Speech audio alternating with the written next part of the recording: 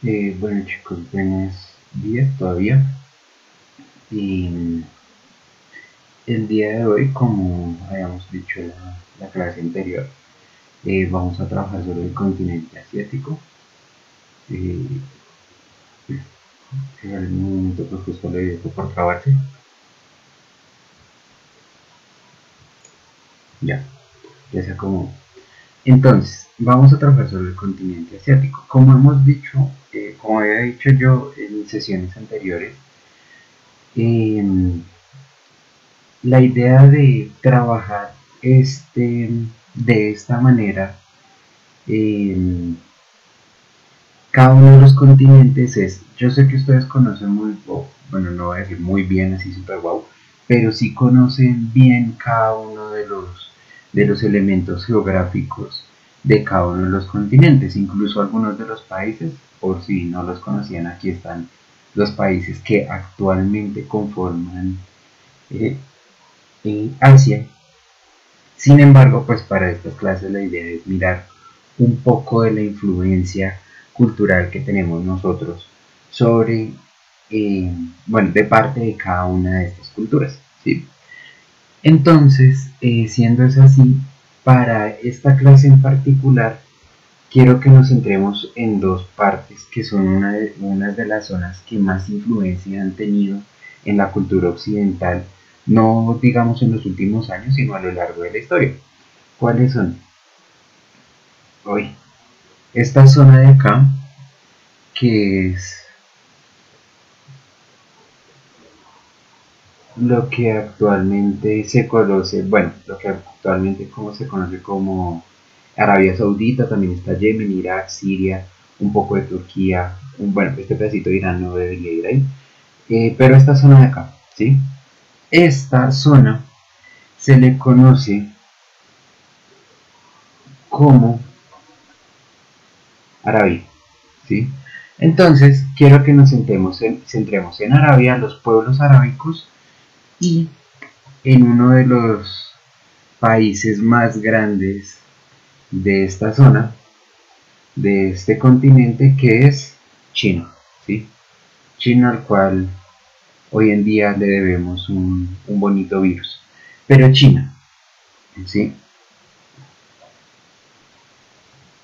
Por esta vez nos vamos a centrar en ambas culturas, ¿sí? Y también vamos a hacer una exposición muy rápida sobre ambas, porque pues en el plan de clases está que vamos a ver las culturas originarias asiáticas ya en el segundo periodo, ¿sí? Pero que sí me interesa saber qué cosas de estos diferentes culturas, de estas diferentes culturas, hemos tenido nosotros para nuestra vida actual, para lo que usamos hoy en día. Entonces, ¿qué influencia han tenido estas dos culturas en nosotros? Entonces, para iniciar, vamos a hablar de China, ¿sí? China es uno de los, digámoslo, países más antiguos. Incluso no lo digamos como países porque pues suena mal, es incierto, o sea, es falso, sino más bien como una de las culturas más antiguas, ¿sí? Como cultura en sí, es decir, la cultura china ha durado por casi 4000 años, si no es que más, de una manera prácticamente intacta, ¿sí? Sus tradiciones, su cultura, su forma de ver el mundo se ha mantenido durante este tiempo. China, al ser una zona tan grande, eh, tuvo muchos conflictos internos, ¿sí? Durante toda su historia. No fue sino más o menos hasta el año 1100, cuando ya hubo un emperador chino que logró unificar definitivamente todo lo que era la China antigua, ¿sí? O las diferentes naciones de China. Más o menos eso fue en el año 1125, ¿sí? Entonces hay una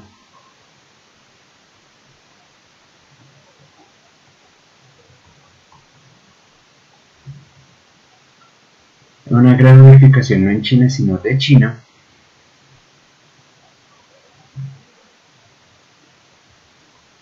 en el, pongámosle, siglo XI, para no jugar con fechas exactas, ¿sí? En el siglo XI. Entonces, en este punto hay una gran unificación de toda China. Obviamente estas unificaciones fueron teniendo algunos otros problemas con el tiempo, pero digamos que desde este momento, desde esta gran unificación, ya hay una gran China de la cual se puede hablar, una gran China de este tipo, ¿sí? China, en todos sus años de historia, ha tenido eh, unos avances científicos y, y tecnológicos que a primera vista dejan a Occidente atrás, ¿sí? Dejan a todos los países que somos occidentales atrás. Como por ejemplo, ¿cuáles? El primero y uno de los más interesantes es la imprenta, ¿sí? Como tal, China es una de las primeras culturas que tiene esto, la imprenta. ¿Qué quiere decir? La impresión, ¿sí? La impresión de textos. Nosotros, esta impresión de textos, en Occidente, las primeras imprentas surgen más o menos en el XV, siglo XV y siglo XVI se comienzan a... Uy, estoy colocando los números re mal. Siglo XV y siglo XVI se comienzan a hacer comunes las imprentas, ¿sí? Sin embargo, en China, este mismo invento que para nosotros significó la transformación eh, del, de la forma como entendíamos la sociedad, que para nosotros esto significa el fin de la Edad Media,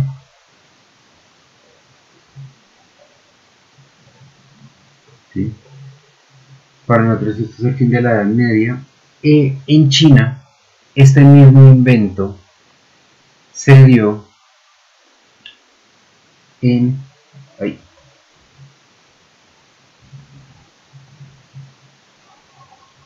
en China este mismo invento se dio en el 200 después de Cristo, ¿sí?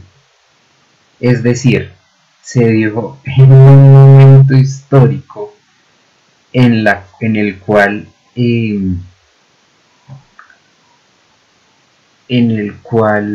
no, discúlpeme, me equivoqué en la fecha no es en el 200 antes de Cristo, sino sería en el 800, sino en el siglo XVII después de Cristo, sí, tampoco tan lejos, bueno, 7 siglos antes, el siglo 7 antes de Cristo, después de Cristo, perdón. Esto significó que mientras la humanidad, bueno, mientras la humanidad en Occidente, o sea, nosotros en Europa, estábamos en plena Edad Media, ¿sí?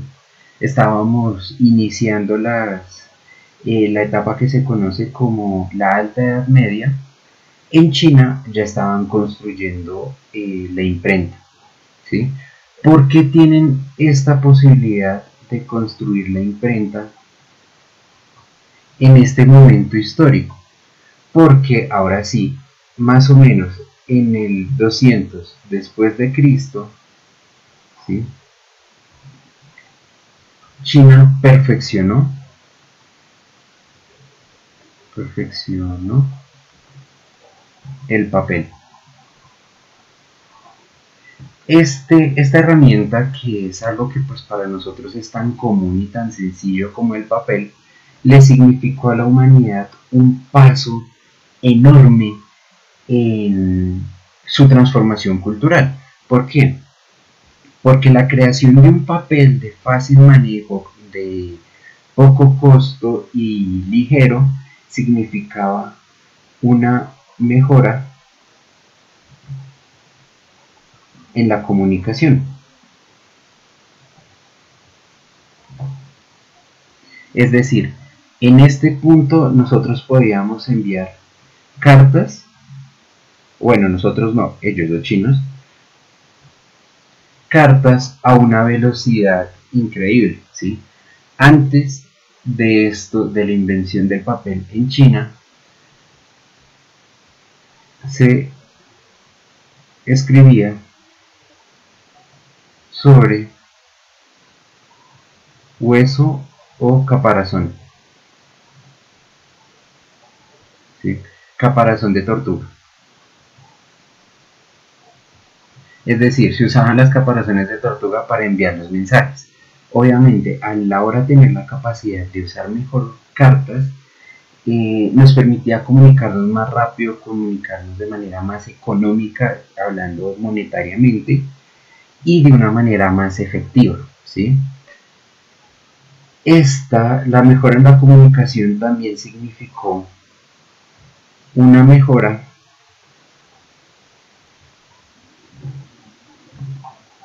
en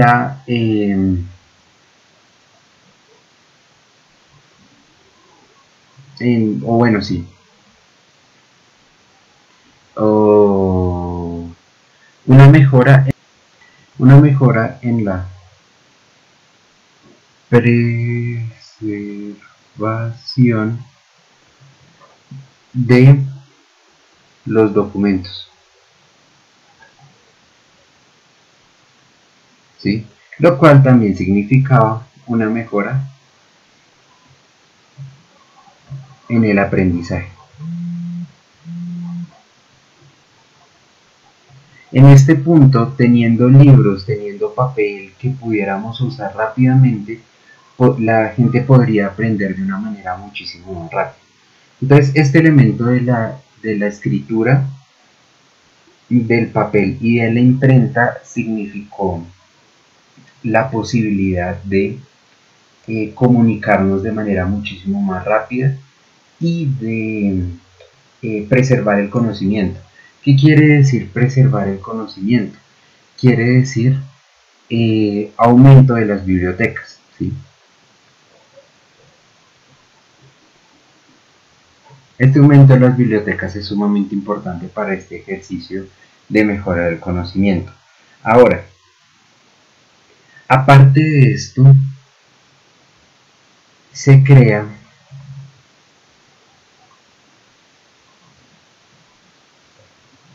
vamos a ponerlo acá, se crea la pólvora. Esta pólvora es más un accidente que un descubrimiento. China, y eso es una cosa interesante en esta cultura en específico, la cultura china siempre estuvo obsesionada con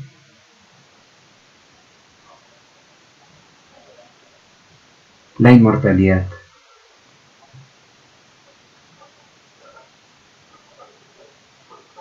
Es más, este ejercicio de la inmortalidad es una media, o sea, es algo muy común en las teorías del pensamiento chino. Incluso se consideraba que la meditación funcionaba para alcanzar esta inmortalidad. Entonces, este accidente de la pólvora se da porque investigando una forma de encontrar la inmortalidad, una forma que nosotros conocemos aquí en Occidente como elixir, este elixir o elixir, era la vida eterna, ¿sí? Entonces, buscando este elixir fue que se encontró la pólvora. Entonces, no es tanto como un invento propiamente dicho como que ese fuera el objetivo, sino es más bien un accidente. Sin embargo, interesante, los chinos no usaron esta pólvora con fines bélicos, ¿sí? Por lo menos no en un principio.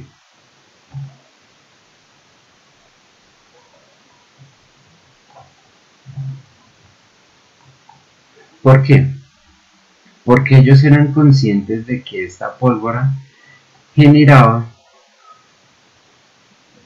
incendios.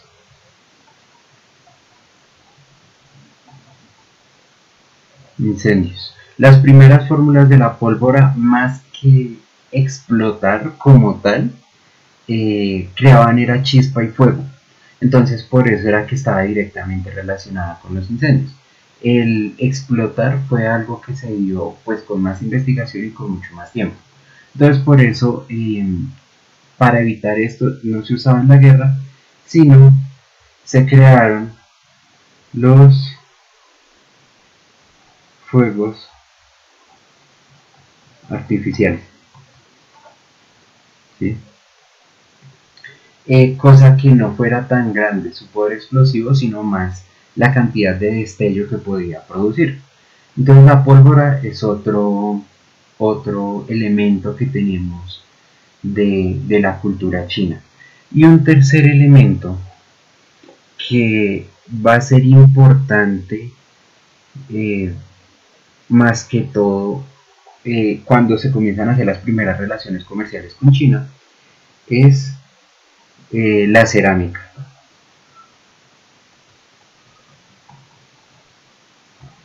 y la porcelana. ¿Sí? Estos dos elementos van a ser sumamente importantes. Porque la cerámica como tal ya existía, ¿sí? Diferentes culturas han utilizado la cerámica a lo largo del tiempo. Sin embargo, la cultura china es la primera en perfeccionarlo. Y lo perfecciona a tal punto que esta cerámica se convierte en un rito, ¿sí? Hay ritos relacionados con la cerámica. La cerámica no era única y exclusivamente un elemento de consumo, por ejemplo una vajilla, un plato, un vaso o una jarra, sino que se comenzó a convertir en un rito como por ejemplo una cosa que nosotros conocemos, esto es más de Japón, pero también se aplica, la ceremonia del té, ¿sí? Esta ceremonia del té no solamente era importante el té, sino también toda la cerámica que se utilizaba. Habían unas formas de tomarla, de ponerla, de acercarse a ella, de curarla, es decir,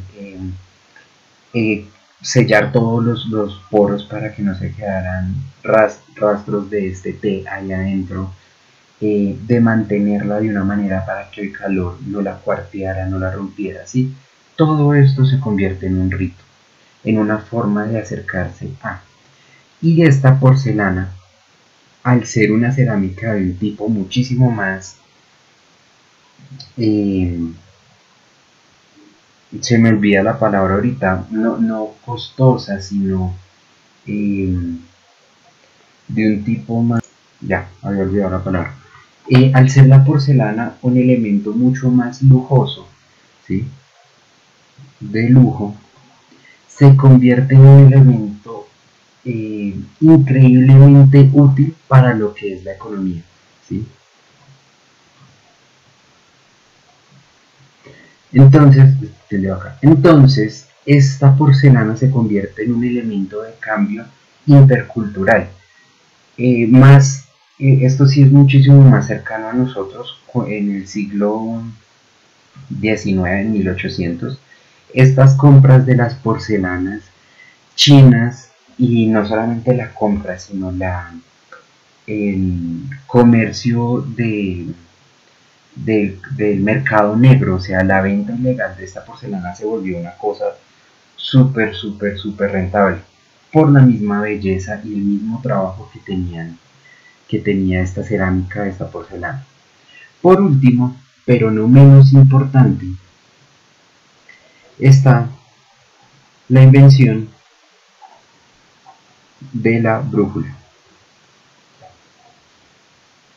Esta invención de la brújula le significó a China una fuerza naval. Una fuerza naval que muy pocos países en Asia tenían. ¿Por qué?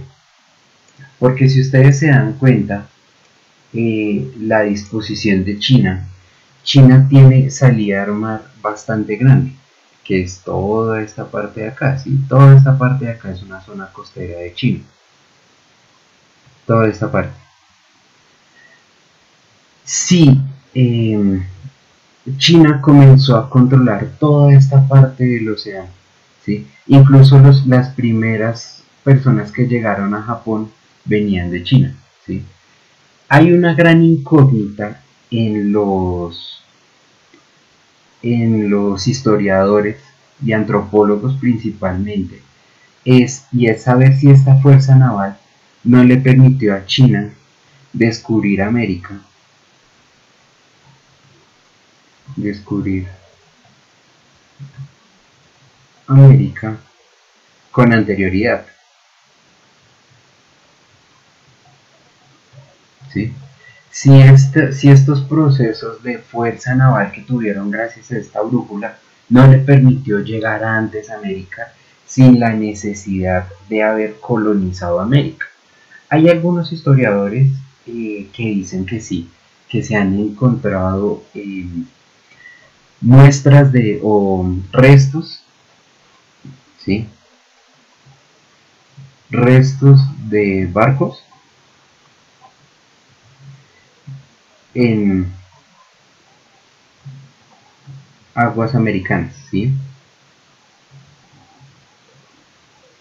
Pero esto aún sigue siendo un gran debate en los círculos de historia, porque no se sabe por qué no llegaron, o sea, si uno se pone a pensar, China está tan cerca de América como lo está Europa.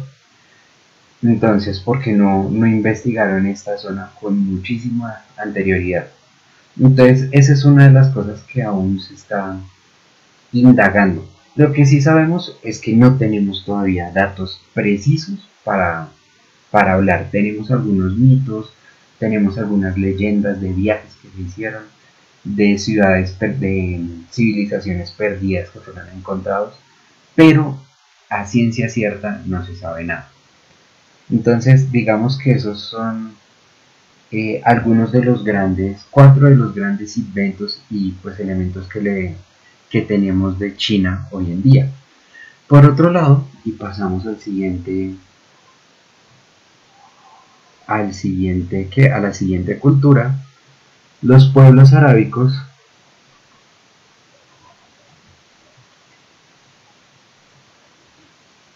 también dejaron muchos avances tecnológicos para nosotros.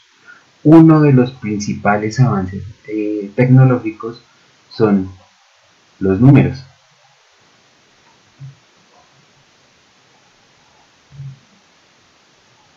Arábicos, ¿sí? Estos números arábicos, es decir, que nosotros presentamos hoy en día como el 1, el 2, el 3, 4, 5, 6, 7, 8, 9 y 0, ¿sí? Son parte de la cultura, de lo que nos trajo la cultura arábica. Estos números propiamente dichos nacen en la India.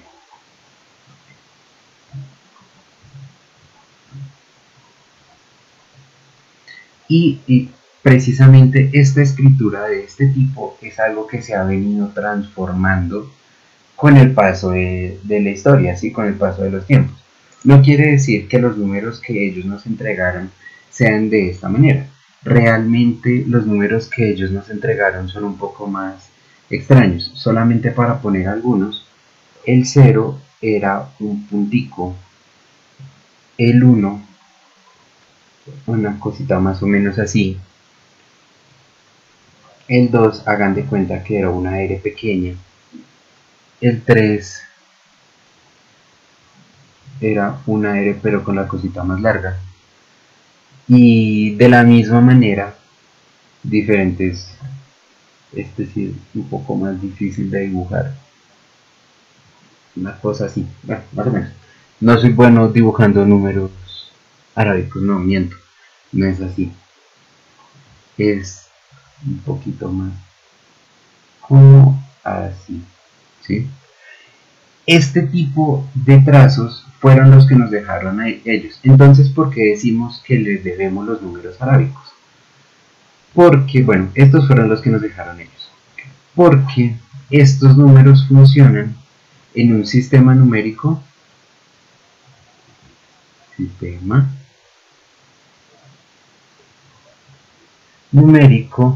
que se conoce como posicional, ¿sí?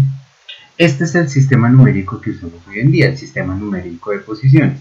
Es decir, el 1 tiene un valor por estar acá, el 2 por estar acá, el 3 por estar acá. Y más allá de eso, si yo coloco 1, 2, 3, todo junto, esto quiere decir una centena, 2 décimas y 3 unidades. Yo creo que ustedes ya debieron haber visto esto, ¿sí? Esta posición de que en un punto, en otro punto y en otro punto, cada valor, cada número tiene un valor distinto, pues eso es lo que se le llama el número posicional, ¿sí? Por eso decía, el 1 en un punto tiene un número, el 2 otro y el 3 otro. Entonces aquí, aunque son el mismo, y quiero ser muy claro en esto, aunque son el mismo número, el mismo trazo, este significa 3, pero este de acá no significa 2, este significa 20. Y este de acá no significa 1 ni 10, significa 100. Entonces, ese es el sistema de numeración posicional que le debemos a los pueblos arábicos. Este proceso, como estaba diciendo, viene desde la India, ¿sí? No es que los árabes, los pueblos árabes, sean los que lo trajeron, sino que en la relación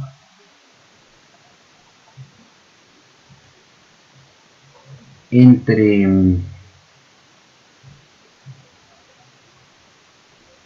Europa Occidental y Oriental se compartieron. Es decir, unos llegaron a los otros. Entonces fue más por eso, es una cadena cultural mucho más grande, pero pues digamos que fueron los árabes los que nos lo entregaron a nosotros. Entonces por eso decimos que se lo debemos a ellos. Uy, que un pedazo de tablero casi no sale. Bien, sumado a esto, y no menos importante, los pueblos arábicos dieron a luz a un, llamémoslo acá, estábamos escribiendo con marado, a grandes científicos, ¿sí?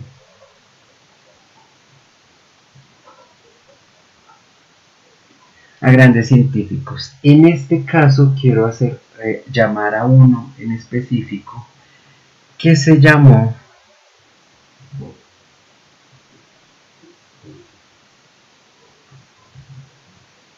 Abu, esto viene con una coma aquí, Ali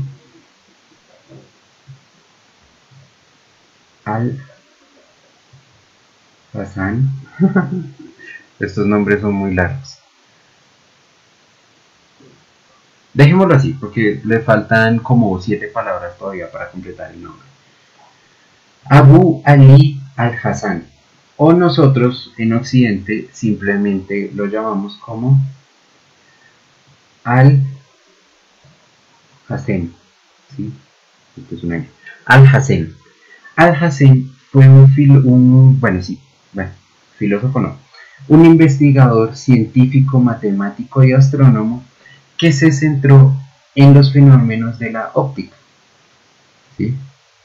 Es decir, cómo vemos lo que vemos y por qué lo vemos de esa manera, ¿sí? Al-Hazen fue uno de los primeros científicos en centrarse en la óptica, y es aquella persona a la que le debemos el método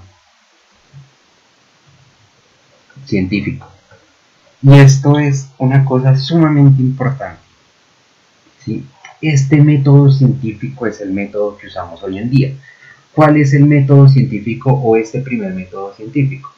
Este método científico es el de la experimentación, ¿sí? Con experimentación. Al-Hazen fue el que comenzó a trabajar la experimentación. ¿Qué es experimentar? Es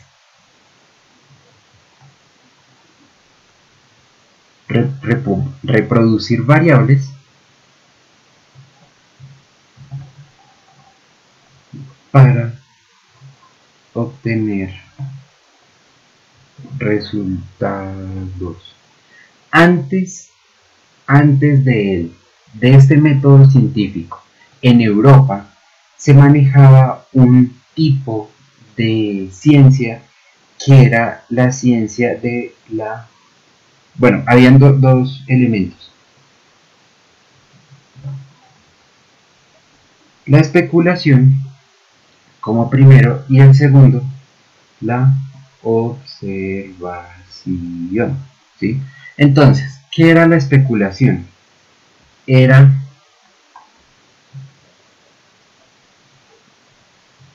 razonar profundamente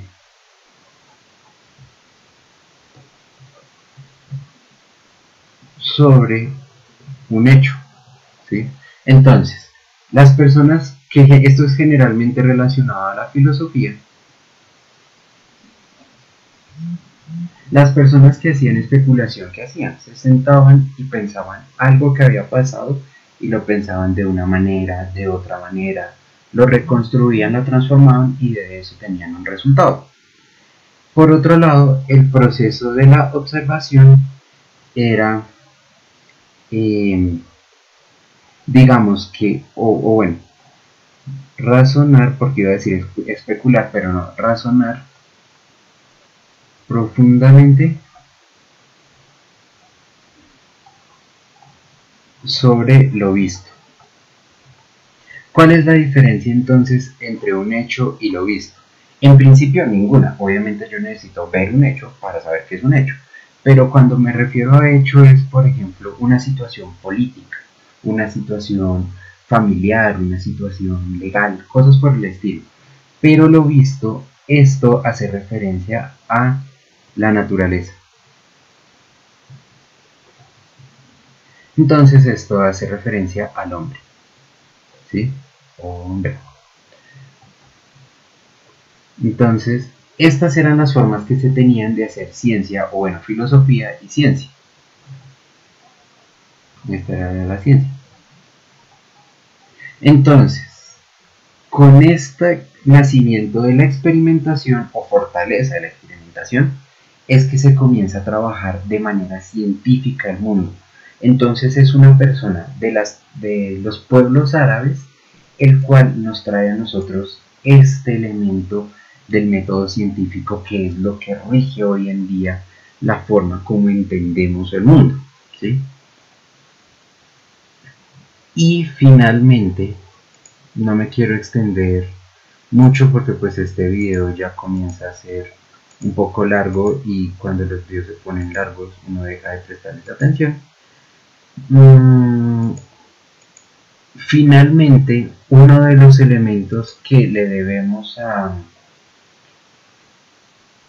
Arabia está relacionado con,